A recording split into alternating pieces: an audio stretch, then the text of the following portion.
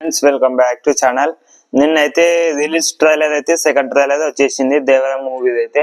అది అందరికి తెలిసిందే. అయితే ఇప్పుడు అసలు విషయం ఏంటంటే నిన్న ప్రీ రిలీజ్ ఈవెంట్ 5 గంటలకు 6 గంటలకు స్టార్ట్ అవుతుంది అని చెప్పేసి పెద్ద ఎలా అంటే ఇప్పుడు ఇన్స్టాగ్రామ్ లో పోస్టర్ ని రిలీజ్ చేసి మరి మేము ప్రీ రిలీజ్ ఈవెంట్ చేస్తామని చెప్పేసి పోస్టర్ ని రిలీజ్ చేస్తే పాపం ఆడియన్స్ అయితే ఫుల్ సాడ్ అయితే ఫీల్ అయ్యారనమాట. ఏంటంటే వాళ్ళు ఎలా అంటే ఇప్పుడు లైక్ లిటరలీ పాపం వాళ్ళందరూ ఎలా చేస్తారంటే ఇక ఊగిపోయారని చెప్పుకోవచ్చు. ఎందుకంటే ప్రీ రిలీజ్ ఈవెంట్ కదా అని చెప్పేసి అక్కడికి వెళ్ళిన తర్వాత ఈవెంట్ అనేది క్యాన్సిల్ చేయడం జరిగింది. ఎందుకంటే అందులో మినిమం ఒక 4K 5K మెంబర్స్ కెపాసిటీ ఉంటది ఆ ఒక ఈవెంట్ లో.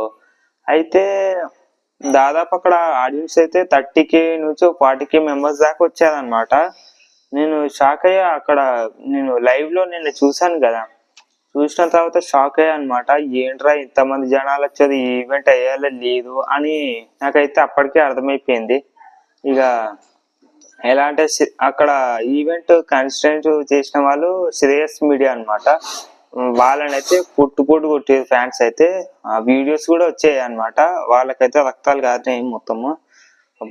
అక్కడ పోలీసు వాళ్ళు ఎంత సెక్యూరిటీ టైట్ సెక్యూరిటీ పెట్టినా ఆడియన్స్ మాత్రం అస్సలు ఆగట్లేదు అనమాట. జేఎన్టీఆర్ అనుకుంటే ఒకటే గోల.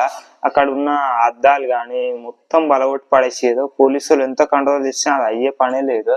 ఒకవేళ కనుక ఎన్టీఆర్ వచ్చిన అనుకో ఆ టైంకి రచ్చ చేసేటోళ్ళు. నిజంగా చెప్తున్నా, రాందే న్యాయమైంది, ఆ ఈవెంట్ క్యాన్సిల్ అయిందే న్యాయమైంది. లేదంటే అయినా ఇప్పుడు ఈవెంట్ లో ఏముంటది, మాటగా స్పీచ్ ఇస్తారు. ఆల్రెడీ దేవరా ఇప్పుడు ఎన్టీఆర్ గారు అయితే ఇన్స్టాగ్రామ్ లో వీడియో అప్లోడ్ చేశారు, తెలిసే కదా వీడియో అప్లోడ్ చేశారు. అందరూ ప్రతి ఒక్కరు చూస్తున్నారు అనుకుంటా. ఇక అది కూడా ఒక ప్రెస్ మీట్ లానే అనుకున్నా, ఈవెంట్ లానే అనుకోండి.